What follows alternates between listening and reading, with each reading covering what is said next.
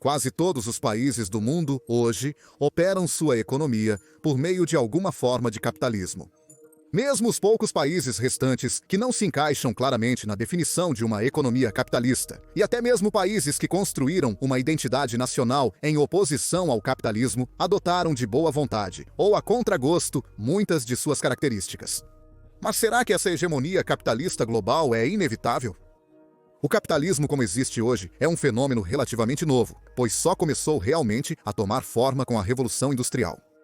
Com isso em mente, é fácil olhar para o desenvolvimento do capitalismo e para o desenvolvimento da economia global nesse mesmo período de tempo e concluir que este é apenas o modo mais eficiente de fazer as coisas e que, por seleção natural, o sistema econômico ideal foi criado e se espalhou pelo mundo. O desenvolvimento do capital, a motivação para a inovação, o impulso para trabalhar mais e as eficiências do livre mercado são todos apontados como grandes benefícios do capitalismo. Benefícios que, por sua vez, tornaram nossas civilizações milhares de vezes mais ricas do que eram nos séculos anteriores ao capitalismo. Pessoas que se opõem ao capitalismo apontam a crescente desigualdade, a exploração dos recursos naturais e a erosão dos direitos humanos em nome da maximização da produção, como desvantagens igualmente importantes. Infelizmente, esses ideais opostos fazem com que o apoio ou a crítica ao sistema econômico predominante no mundo seja tratado menos como algo a ser otimizado e mais como algo por trás do qual se alinhar. Como se capitalismo e algo como socialismo fossem times esportivos rivais, onde apenas um lado pode vencer. Além de não ser muito produtivo para mudanças reais, esse tipo de apoio apaixonado por um sistema econômico ou outro é, na verdade, um pouco equivocado. É tão tolo quanto, digamos, um mecânico escolher o martelo como sua ferramenta favorita e depois tentar consertar um carro sem nem considerar uma chave soquete, mesmo que ela possa ser mais adequada para certo trabalho. Então, para entender o capitalismo e, com sorte, formar uma visão mais equilibrada dessa ferramenta econômica, precisamos, como sempre, responder a algumas perguntas simples. O que afinal é o capitalismo? Há uma boa chance de que a maioria das pessoas que debatem apaixonadamente a favor ou contra nem acerte essa parte. Por que o capitalismo se tornou tão dominante na nossa economia global moderna? E, por fim, existem alternativas melhores? Certo. Então, um dos maiores problemas ao abordar os pontos fortes, as fraquezas e a suposta inevitabilidade do capitalismo é que, infelizmente, não há uma definição universalmente aceita de capitalismo. Um grande motivo para isso é simplesmente o tribalismo que gira em torno de sistemas econômicos como esse, onde um lado atribui tudo de bom ao capitalismo e o outro só atribui coisas ruins. E no fim, intencionalmente ou não, tudo fica bagunçado demais para se colocar uma definição rígida e clara sobre isso. Dito isso, ao dar um passo para trás e entender o que o capitalismo deveria alcançar, podemos ter uma ideia mais completa do que ele é, do que, honestamente, a maioria dos economistas profissionais tem. Capitalismo, socialismo, comunismo e até anarquia são sistemas para tentar responder ao problema fundamentalmente insolúvel da economia. Vivemos em um mundo finito, mas como humanos temos desejos ilimitados. Então, decisões precisam ser tomadas sobre o que será produzido com esses recursos limitados, como será feito e para quem será feito. O capitalismo tenta lidar com esse problema criando incentivos para as pessoas produzirem mais coisas de forma mais eficiente, recompensando aquelas que fazem as maiores contribuições com a maior parte dos recursos. Claro que isso nem sempre funciona tão bem na prática quanto soa na teoria, mas logo falaremos disso. Por enquanto, o capitalismo é apenas uma ferramenta econômica para lidar com o problema central da economia, assim como uma chave soquete é uma ferramenta para lidar com o problema de uma porca bem apertada. Agora, as características da ferramenta do capitalismo são onde diferentes economistas, políticos e até pessoas comuns têm ideias diferentes. Mas há algumas características centrais com as quais quase todo mundo concorda, e outras que podem surpreender. Para começar, mercados livres, livre comércio, e até coisas como o dinheiro não são exclusividades do capitalismo. Tudo isso existia muito antes do capitalismo. E ainda são componentes de outros sistemas econômicos como o socialismo, pois são tão eficazes para responder a algumas das questões econômicas centrais. Em vez de um governo ou outra entidade decidir quem recebe o quê, com base em regras arbitrárias, um mercado livre permite que as pessoas decidam por si mesmas o que querem. gastando seu dinheiro naquilo que mais valorizam.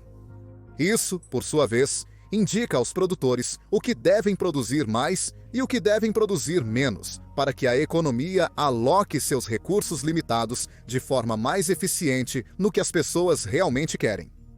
A principal característica que distingue o sistema econômico do capitalismo é que existem mercados livres para a propriedade privada do capital, daí o nome capitalismo. Capital, por sua definição econômica, é tudo aquilo que ajuda uma economia a produzir mais coisas. Então, ferramentas, fábricas, infraestrutura e tecnologia. O desenvolvimento e o aprimoramento do capital é o que permitiu ao mundo se tornar tão rico quanto é hoje nos últimos 250 anos. Desde o início da Revolução Industrial, coisas como motores a vapor, ferrovias, linhas de produção modernas e comunicação instantânea possibilitaram a produção e a criação de riqueza em um nível nunca visto antes na história da humanidade. Agora, a ideia do capitalismo é que, como essas ferramentas e tecnologias podem ser de propriedade privada, existe um incentivo para que um participante econômico melhore o capital existente ou invente algo totalmente novo, e então use isso para colher as recompensas da riqueza adicional que ajudou a criar. Para aquelas pessoas que ainda não têm recursos suficientes para mexer e aprimorar o capital, elas podem buscar investidores que tenham recursos excedentes que não foram aplicados em nada melhor. E esses investidores podem decidir se a ideia é boa o bastante para investir seus recursos, normalmente em troca de uma parte da propriedade do capital melhorado. Agora, na maioria dos casos, os recursos que os investidores colocam em novas ideias tomam a forma de dinheiro, que é uma maneira altamente líquida de contabilizar e transacionar recursos em qualquer economia. Não necessariamente apenas em uma economia capitalista. Vale notar, porém, que o investimento no desenvolvimento de novo capital não precisa ser só na forma de dinheiro.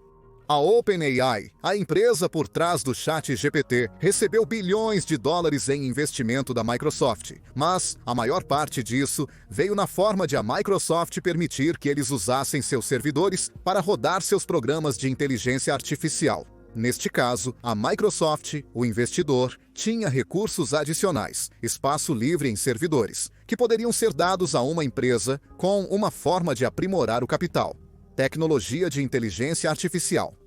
E se essa tecnologia for usada para aumentar a geração de riqueza, a Microsoft será recompensada por fornecer esses recursos com retorno sobre o investimento. Esse sistema de investimento e inovação incentivada faz com que o capitalismo não seja apenas incrivelmente eficiente para responder a perguntas sobre o que deve ser produzido, mas também como deve ser produzido. Agora, isso é diferente dos sistemas econômicos que vieram antes dele, em que o capital era quase todo de propriedade da classe dominante e havia pouco incentivo para que as pessoas aprimorassem ferramentas e tecnologia, pois não seriam elas a colher as recompensas disso. Era difícil atrair investimento em primeiro lugar, porque, novamente, a menos que um investidor em potencial fosse membro da classe dominante, ele teria dificuldade em obter retorno sobre o investimento antes que algum senhor, dono das terras onde o desenvolvimento acontecia, reivindicasse tudo. É por isso que o direito à propriedade, a proteção da posse que as pessoas reivindicam sobre o capital físico e intelectual, é outra grande característica do capitalismo.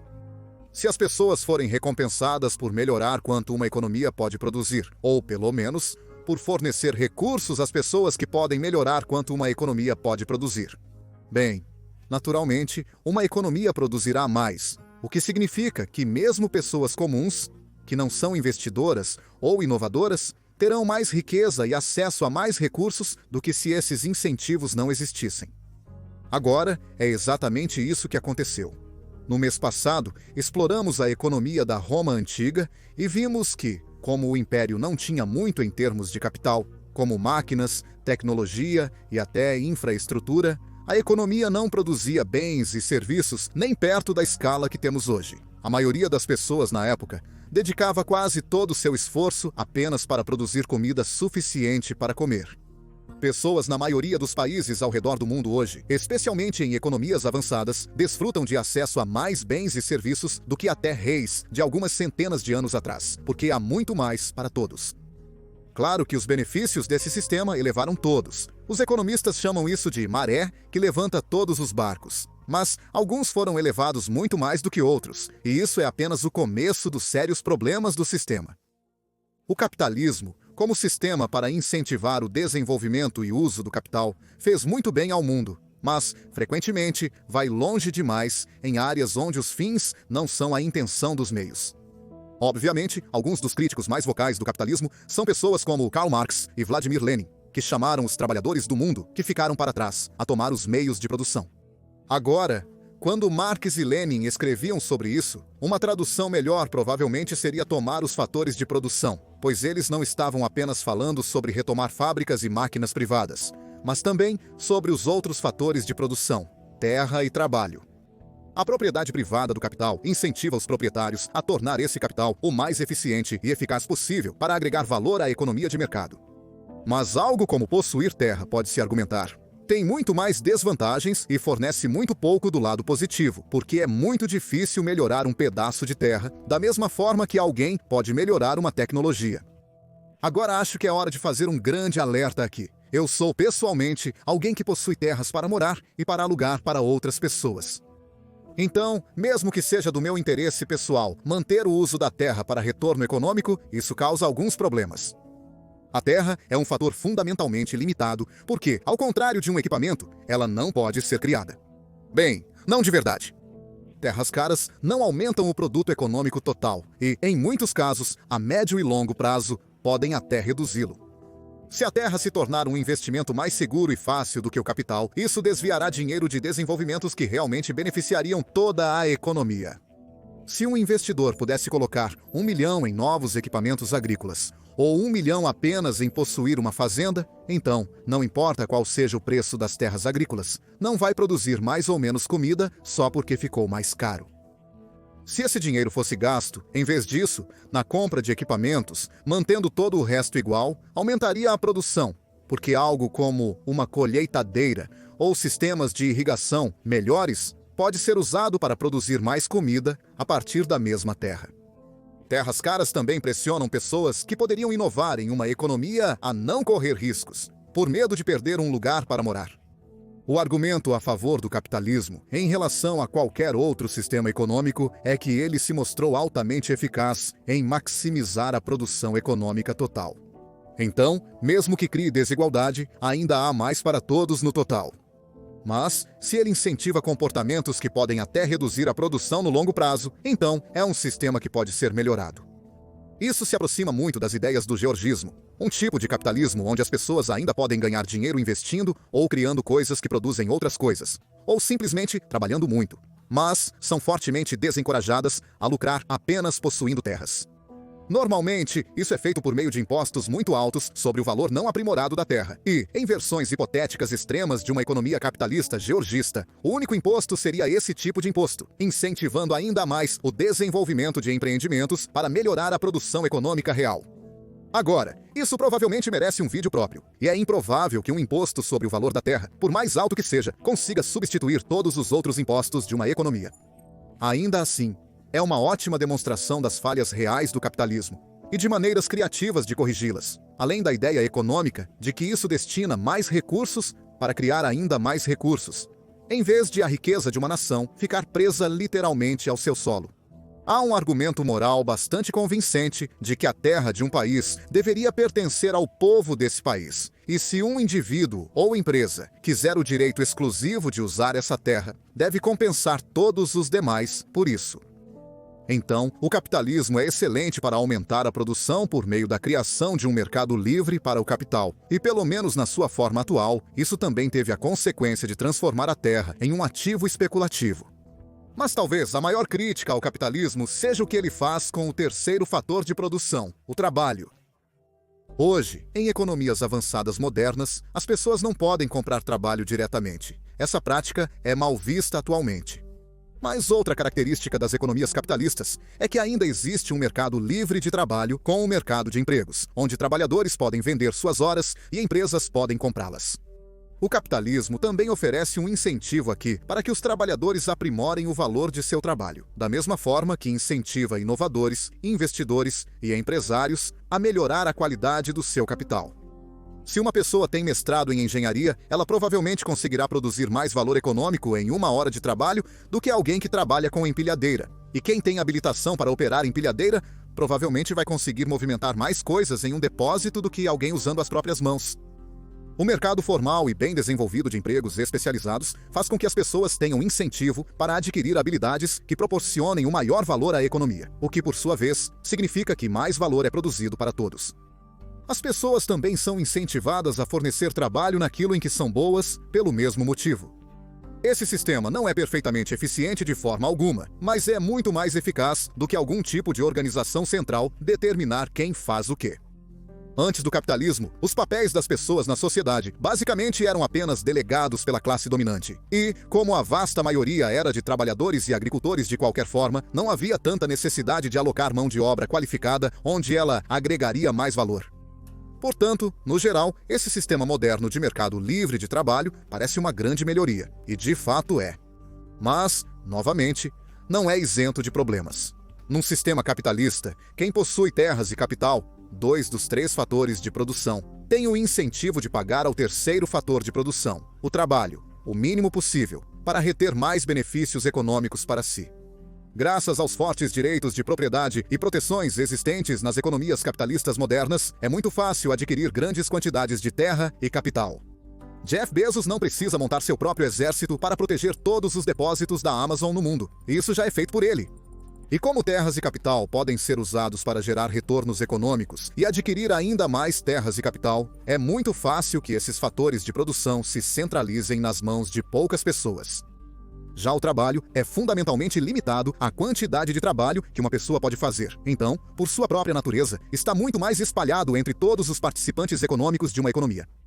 O problema disso é que é muito mais fácil coordenar um pequeno número de grandes quantidades de terra e capital do que uma imensidão de pequenas parcelas de trabalho. Os trabalhadores são economicamente incentivados a competir entre si por bons empregos, enquanto as empresas são incentivadas a pagar o mínimo possível.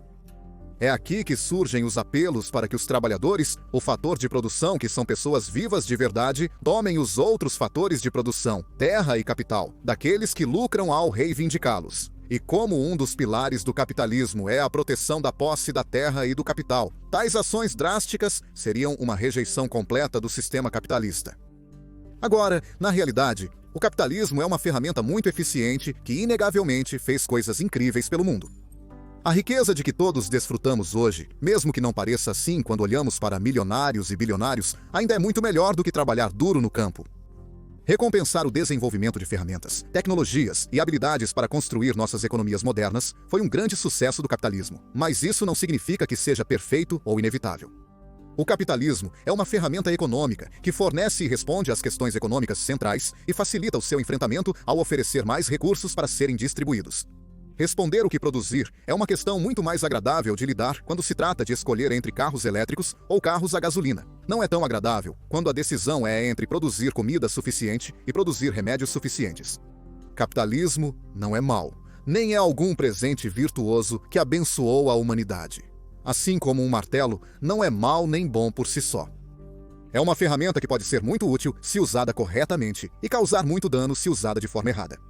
O capitalismo, como qualquer ferramenta, também pode ser aprimorado e modificado. Hoje, toda a economia do mundo já possui leis e regulações para restringir os mercados de serem totalmente livres, e há potencial para manter o melhor de um sistema enquanto se corrigem suas falhas sérias, o que pode, com sorte, levar a uma melhor qualidade de vida para todos os participantes econômicos.